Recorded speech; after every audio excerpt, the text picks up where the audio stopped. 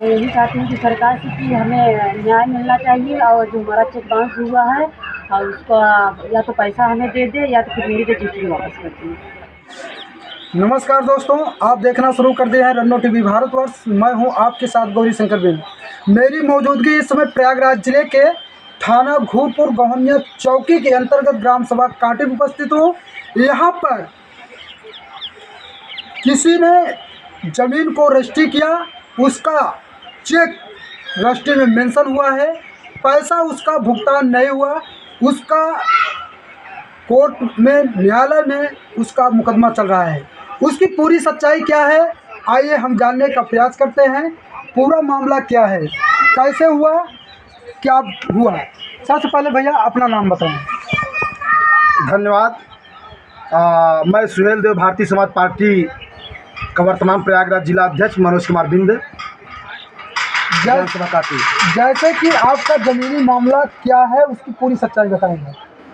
सच्चाई ये है कि जैसे मैं अपने ज़रूरत के अनुसार कंपनी से हमारी ज़मीन तय हुई। ज़मीन जाकर 12 में अप्रैल 2023 में हमने जाके ज़मीन को रजिस्ट्री किया और हमको एक 6,75,000 एक 5 लाख का ये लोग गांव के हमारे एक दिलीप पटेल के लड़के हैं, शुभम पटेल, वह कंपनी के ब्रोकर हैं, दलाल हैं। एक सरफराज करके मुसलमान है, वह भी दलाल है। ये लोग हमारे पास आए थे और बोले कि अपनी ज़मीन को बेचना है, आप ज़मीन बेचेंगे, हम लोग ज़मीन खरीद रहे हैं। तो हमने कहा हमारी ज़रूरत है, अगर हमको पैसा अच्छा ठीक ठाक मिल जाएगा हम ज़मीन बेच सकते हैं। हमको शादी करना है, तमाम हमारा काम है, नहीं बच्चों के लिए कुछ करना है नहीं। इसके वजह से हम गए वहाँ पे। अप्रैल में ज़मीन हमारी इनका तय हुआ, रेट तय हुआ। ज़मीन जाकर हम 12 में रजिस्ट्री कर दिए। कितने बिस्वा रजिस्ट्री किए? 8 बिस्वा कुछ दूर थी, यानी 8 बिस्वा कुछ दूर थी। और ज़मीन रजिस्ट्री करने के बाद हमको ये लोग 6,75,000 एक 5 लाख का चेक दे दिए।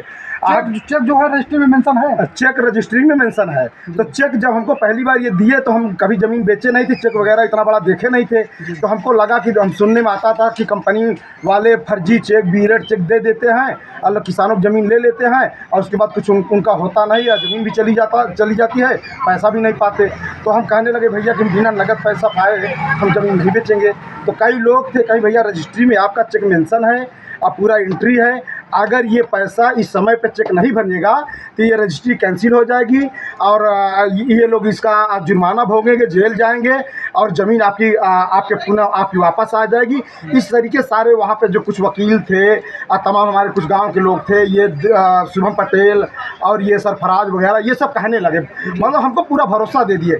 हम समाज सेवी ईमानदार व्यक्ति, हमेशा समाज की सेवा करते रहे, लोगों की लड़ाई लड़ते रहे। हम सोचे कि चलो सही बात है, जब सरकार इस तरीके कानून नियम बनाए हैं और इसमें एंट्री है तो ये कहाँ भाग कर जाएंगे। हमको लगा कि हमारा पैसा हकीकत में मिल जाएगा। हम कहा यार हमारी ज़रूरत पे पैसा नहीं मिलेगा तो हम बहुत बर्बाद हो जाएंगे।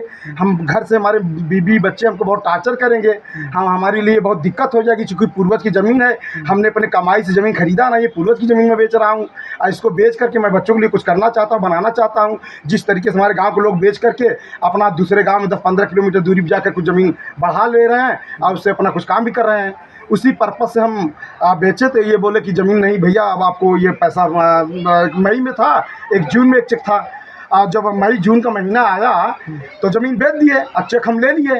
अब मई जून में ले जाकर इलाहाबाद में जिस बैंक में ये लोग दिए थे उस बैंक में लगाए और हमारा चेक नहीं भंजा, पैसा नहीं मिला, हमारे खाते का पैसा उल्टा कट भी गया। फिर कुछ मतलब इंतज़ार, जब उसके बाद यहाँ के लोगों से मैं बात करने लगा कि भैया कंपनी वाले चेक फर्जी दिए हैं। और सरफराज को फ़ोन किया, वह फ़ोन उठाया नहीं और शुभम के पास, उनके पिताजी के पास गया, वो बोले कि पैसा तुम्हारा मनोज जी मिल जाएगा, चेक मिल जाएगा, घबराओ मत यार, थोड़ा मिस हो गया होगा। हम कहा भैया मिस हो गया तो दिलवाओ ना, हमारा इकट्ठा पैसा मिलना चाहिए, हमारा काम होना चाहिए। तो इस तरीके से बात होती रही। कोई ब्रोकर, कोई दलाल उस समय हमारे ज़रूरत पे खड़ा नहीं हुआ। ये सरफराज तो सीधा बोल दिया कि रजिस्ट्री कर दिए हो, अब तुम कुछ नहीं कर पाओगे और जो कुछ करना हो कर लो, नहीं अब कुछ नहीं कर पाओगे, रजिस्ट्री कर दियो, कुछ नहीं कर पाओगे, अब ज़मीन तुम्हारी ख़त्म हो गई, जो पैसा मिला। आपने आगे क्या किया? हमने मुकदमा वकील करके मुकदमा ले जाकर के मुकदमा पंजीकृत करा दिया न्यायालय में। न्यायालय में मुकदमा पंजीकृत करा दिया। मुकदमा हमारा विचाराधीन मामला है, चलने भी लगा। और उसके बाद ये हमारा गेहूं जब बोए तो हमारे गेहूं को ये लोग ट्रैक्टर बुलवा करके, लोगों को बुला करके ये कटवा दिए नहीं। कौन कौन कटवाए? ये दिलीप, यही शुभम पटेल और सरफराज वगैरह मिलकर के, जो कंपनी दलाल थे। इनसे जब हम लोग गए कहने लगे तो हमको हमारे ऊपर उतारू हो गए, मारने पीटने की धमकी देने लगे, जान से मारने की धमकी देने लगे। हमारे बच्चों को बोले कि तुम्हारे बच्चों का FIR करवा दूंगा, फर्जी मुकदमे फंसवा दूंगा, जेल चला जाएगा, पूरा जीवन बर्बाद हो जाएगा। इस तरीके से हमको देश भर की धमकियाँ देने लगे। अभी GCB परसों चला रहे थे, कल नहीं GCB को मना करने गए तो वहाँ पे ये एक दिन परसों नरसों वहाँ पे था तो ये सरफराज कार से जा रहा था तो कहा कि तुम्हारे ऊपर कार चढ़ा दूँगा, हमारा ड्राइवरी लाइसेंस बना है और तुमको कुचल के मार डालूंगा, हमारा तो कुछ नहीं होगा, हमारा बड़ा भाई क्या है, बड़े बड़े पद पे है, CO हैं, ये है, तुम कुछ नहीं कर पाओगे। जैसे कि योगी सरकार कहती है कि सबका साथ, सबका विकास करेंगे, सबके साथ न्याय करेंगे, तो क्या आपके साथ योगी सरकार में न्याय हो रहा है? क्या न्याय हो रहा है? अब दिक्कत यह है कि ये बात तो सरकार तक नहीं पहुंची है। हमको उम्मीद है, चूँकि हम सुहेलदेव पाटिल जिला अध्यक्ष, हमारे नेताजी मिनिस्टर मंत्री हैं, हमको पूरा भरोसा है हमारी ये बात योगी महाराज जी तक जाएगी, हमारे मंत्री तक जाएगी तो निश्चित है कि हमको सुरक्षा मिलेगी, हमको फैसला मिलेगा, हमको न्याय मिलेगा। लेकिन ये बात वहाँ तक तो अभी गई नहीं है, अभी तो यहीं पे है। क्या आपने अभी जो दाबने की, गाड़ी दबाने की और मारने पीटने की धमकियाँ दी, क्या आपने थाने में तहरीर दिया? हाँ, जब हमारा गेहूँ काटे तो हम ले जाकर थाने में मैडम के माध्यम से तहरीर दिया हूँ, तहरीर वहाँ पे ले लिए है। पुलिस प्रशासन ने क्या उसमें कुछ नहीं किया अभी, बल्कि 3-4 दिन पहले ये गवनिया जो चौकी इंचार्ज हैं घनश्याम निषाद जी, समाज के नाते ये बुलवाए, मैं गया, बड़े प्रेम से सोचा कि ये हमारी हेल्प करेंगे, न्याय का मदद करेंगे। लेकिन ये सरफराज के कहने पर इनको पता नहीं क्या डोज दिया था, क्या पैसा इनको मिला था, कितना दिया था, लेकिन सरफराज के कहने पर हमको उल्टा सीधा खुद बोले, हमारे बच्चों की बोले, हमको घेर में लेने की कोशिश की, डांटे फटकारे कि तुम बेईमान हो, रजिस्ट्री किए हो, पैसा ले लिए हो। क्या उनको ये जो चेक था उनको दिखाया था कि नहीं? हम सब बताए, पूरी बात बताए, लेकिन उस समय हमारी बात को ये सुनने के लिए तैयार नहीं हुए ना। तो उस समय हमारी बात को ये सुनने के लिए तैयार नहीं थे। वह सिर्फ उनको सरफराज की बात जो बोले थे, सरफराज की बात उनको नजर आ रही थी। उनको ये नहीं बताया कि सर मान लीजिए कि मेरा चेक जो है मेंशन है, ये चेक तो भजना चाहिए ना।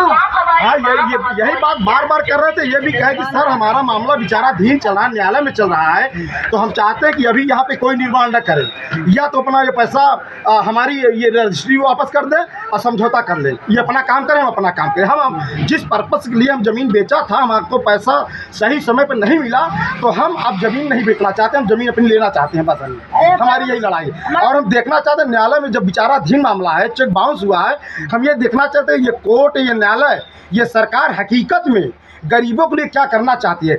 जैसे कि इस तरीके से अगर होता रहेगा तो तमाम लोगों, किसानों को फर्जी चेक दे करके और उनकी ज़मीन लिखा लेंगे और फिर कब्जा ले लेंगे, उस पर अपना निर्माण कर लेंगे, तो ये तो बहुत बड़ा अन्याय है।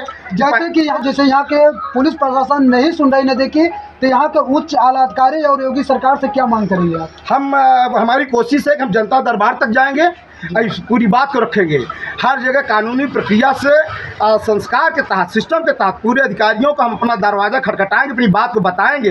अगर हमारी बात को नहीं सुनी जाती तो हम उसी खेत पर, उसी ज़मीन पर अपनी हत्या कर लेंगे। नहीं, जैसे कि आप उच्च अधिकारियों तक जाइए, बताइए कि देखिए चेक मेंशन है, हत्या मत करिएगा, आप अपनी लड़ाई पुलिस प्रशासन से मांग करिए कि जब तक मुकदमा विचाराधीन है उस पर कार्रवाई कुछ न निर्माण न हो। हाँ, तो यही मांग है, यही चौकी इंचार्ज घनश्याम जी से भी कहा कि वहाँ पे आप न हमारे तरफ बोलिए न इनके तरफ बोलिए, न्याय बोलिए, जो न्याय हकीकत में, अगर आप वर्दी पहने हैं, न्याय के पक्षधर हैं, तो न्याय बोलिए कि वह विचाराधीन चला, पूरा ज़मीन को चाहे क्या कहते स्टे करके, न इनका निर्माण हो, और न मैं कह रहा हूँ मैं भी कुछ नहीं खेती करूँगा, लेकिन पूरी ज़मीन पड़ती रहे, जब तक हमको न्याय नहीं मिल जाए, जब तक हमारे 11,75,000 का जो चेक है आज भी फंसा है, वह चेक जब तक नहीं बनेगा तब तक हम बिल्कुल इस लड़ाई को लड़ते रहेंगे, अंत तक लड़ते रहेंगे, चाहे इसके लिए हमको अपनी जान ही देनी पड़े। यानी जैसे कि हमारे साथ देख लीजिए दर्शक भाई कि कितना भावुकपन है,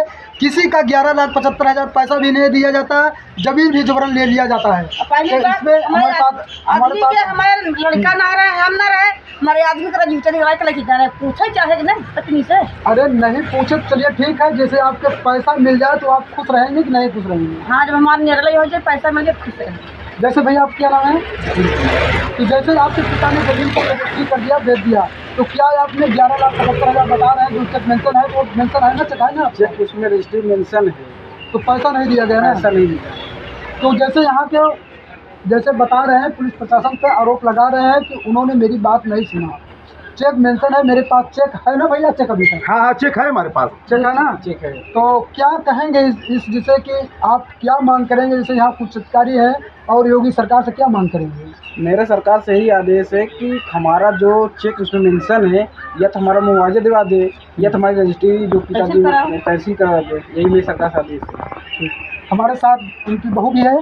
क्या नाम है आपका? मेरा नाम शकुंतला है। जैसे कि आपके ससुर पिताजी ने ज़मीन बेचा है, तो उसमें कुछ लोगों ने ज़मीन का पैसा न देने के संबंध में क्या कहना चाहिए?